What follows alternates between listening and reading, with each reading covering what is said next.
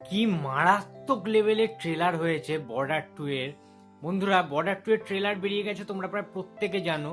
সেখানে অনুরাগ সিং যেভাবে পরিচালনা করেছেন, এবং ট্রেলারটা সবচেয়ে বড় কথা, অনুরাগ সিং এর সিনেমা মানে কিন্তু আলাদা একটা ভাইব, আলাদা একটা জিনিস কিন্তু ক্রিয়েট হয়। সানি দেওয়াল, ও জি কিং অফ বলিউড বলা হয় সানি দেওয়ালকে। তো সেই সানি দেওয়াল পুরনো ফর্মে, এবং আমরা জানি যে এইরকম ফৌজি বা ইন্ডিয়ান আর্মি এইরকম ধরনের চরিত্রে সানি দেওয়াল কিন্তু মারাত্মক। জাস্ট খেয়ে নিতে পারে, গিলে খেয়ে নিতে পারে যে কোনো কিছু। সুতরাং বক্স অফিসের আরো একটা রেকর্ড ব্রেকিং কিন্তু হতে চলেছে এই রিপাবলিক ডেতে।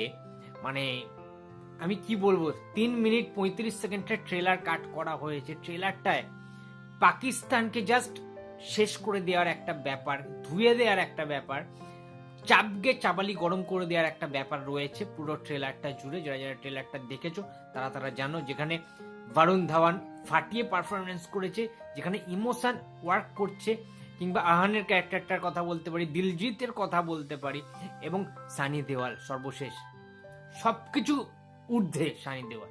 ঠিক আছে, সানি দেওয়াল the one of the biggest most finest actor কিন্তু।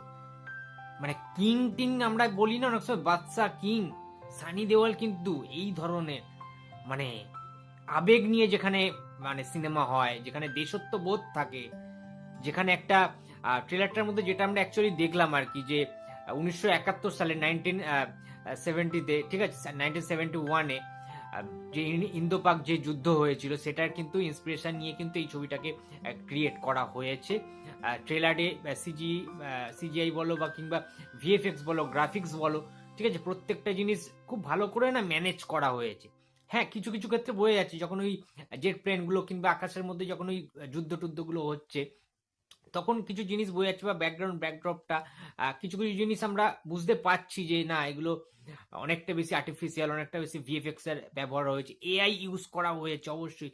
But end of the day যে লাউডলি পারফরমেন্স করেছেন, যে দিমাগ, যে ভাইব্রেশন, যে শরীরের যে কালিমা বলো বা যে স্ট্রেংথ, সবকিছুর দিক থেকে সানি দেওয়াল সবার ঊর্ধ্বে। সানি দেওয়াল এবং বরুণ ধাওয়ানকে সবচেয়ে বেস্ট লেগেছে আমার এই ট্রেলারটাতে। এটা কিন্তু 23শে জানুয়ারি রিলিজ করছে বর্ডার 2, তোমরা প্রায় প্রত্যেকে জানো, এবং যে কোনো প্রিভিয়াস রেকর্ডকে কিন্তু থ্রেট করছে। ঠিক আছে, বক্স অফিস তোলপাড় করে দিতে পারে কিন্তু এই ছবিটা। ইন্দো পাক যুদ্ধের ইস্যু নিয়ে যখন সিনেমা, সেই সিনেমা কিন্তু বস মানুষকে আলাদা লেভেলে টানবে, এবং কিন্তু এটা গুজবাম্পস দিচ্ছে ট্রেলারটা। সেই একটা ইমোশনাল গানটাও কিন্তু রয়েছে দেশাত্মবোধের, ফাটিয়ে দিয়েছে ট্রেলারটা জাস্ট।